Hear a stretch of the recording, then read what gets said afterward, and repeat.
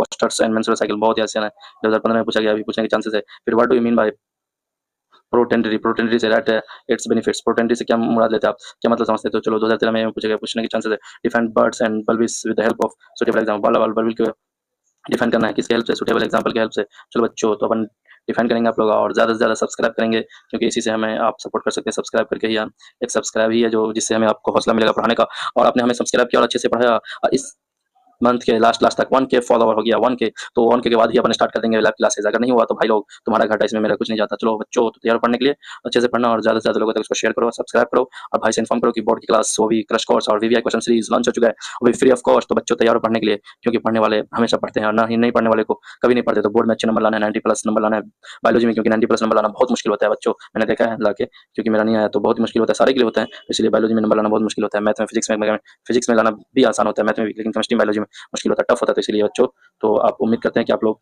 अच्छे से पढ़ेंगे और हमारे को सपोर्ट करेंगे, और ज़्यादा से ज़्यादा लोगों तक उसको शेयर करेंगे और सब्सक्राइब करेंगे। तब तक के लिए ओके बाय।